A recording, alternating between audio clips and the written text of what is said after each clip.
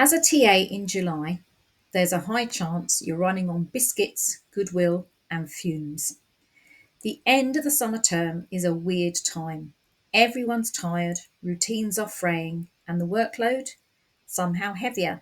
I mean, about sort of 20 odd years ago, this time of year was a time of year for finishing up, tidying stuff, taking down displays to be ready for new displays in September.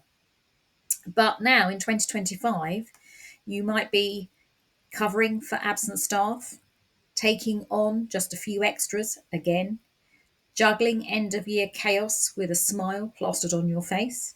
But underneath that smile, a quiet collapse might be brewing. So let's talk about it. What is quiet burnout? Burnout doesn't always shout. Sometimes it whispers, and sometimes it whispers so quietly you just don't notice. You might be snapping at home over little things, forgetting simple tasks you normally breeze through, saying yes to everything because saying no feels wrong, feeling resentful but still being helpful because you're the nice one. Quiet burnout isn't just exhaustion, it's emotional overload plus a loss of joy in what you do, and it often affects TAs who care deeply and give too much. And it's why so many of you want to just give your job up at this time of year. So I would urge you to just give yourself some recovery time during the holidays to see how you feel before you make that decision. So let's be clear on something. Setting boundaries isn't selfish, it's survival. But in school, but in school settings, especially when you're support staff, it's easy to feel like boundaries equals a bad attitude. So here's a quick way to check in with yourself. Boundaries versus burnout. Spot the difference. So if you're setting a boundary, you'll tend to do or say things like this. You say no without guilt. You communicate openly. So you're honest about your responsibilities and whether you can take on something else. You protect time for rest or reset. And you ask for clarity on your role. If you're burning out quietly, this is how you tend to be. You say yes and stew silently. You avoid conflict at all costs. You feel constantly drained and you absorb extra jobs without questioning. Now, when I say without questioning, you won't do that out loud verbally. You'll do it in your head, but you won't do it in a way that will sort anything out. So here's what boundaries sound like. So if you're setting boundaries, you'll hear yourself saying things like, I can't cover lunch duty today. I've got an intervention to do. So if someone has asked you, oh, I need to go and do something else, can you cover my lunch duty? You're saying, no, I've got an intervention to do. I'm really sorry. But this is what burnout sounds like. Of course I can do that and that. And yes, I'll stay late again. No problem. Internal scream. We've all been there. We know what it feels like.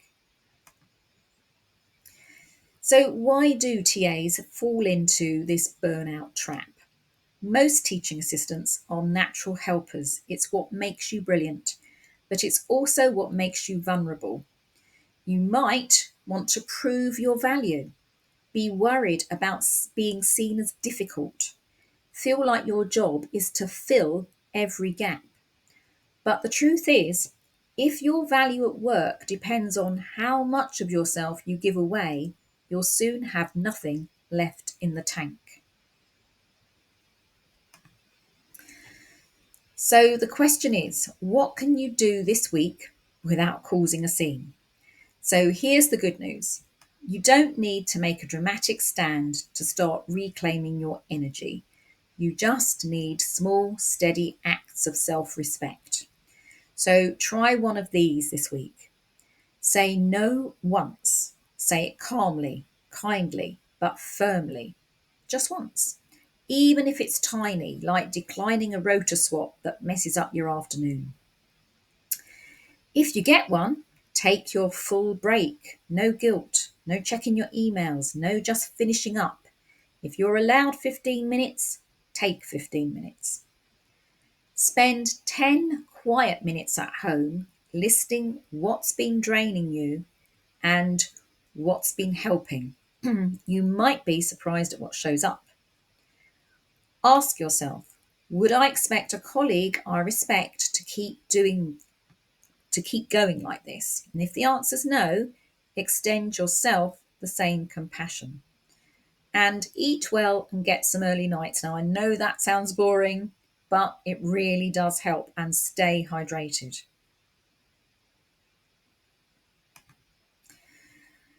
So here you are, heading toward the finish line, hopefully without falling over it. The summer holidays are close, but they're not a magic fix for exhaustion. Burnout doesn't disappear because the bell rings. So the aim isn't just to survive July, the aim is to get to the end of term with enough left in the tank that you can actually enjoy your break, and then return in September as the TA you want to be, not the one who's still patching themselves back together. So here's a reminder of what to try. Choose one thing you can say no to this week. Take your full break. Take it at least 3 times. Spend 10 quiet minutes at home listing what's been draining you and what's been helping. Ask yourself, would I expect a colleague I respect to keep going like this, and show yourself some compassion. Eat well and get some early nights. If you think you're heading towards burnout, you are not weak, you are not failing, you're human. And you're probably a human that tries really, really hard to do things, to get things right, and to be there for people. And there is still time to walk yourself gently out of the burnout zone. This isn't about doing less because you don't care. It's about doing less because you do care, and you want to keep caring in a way that's sustainable. You've made it this far. Now it's time to finish strong without falling apart. And if this video has helped you, at the very least, to be less hard on yourself, leave us a comment and tell us. And I'd love it if you'd give this video a thumbs up, please.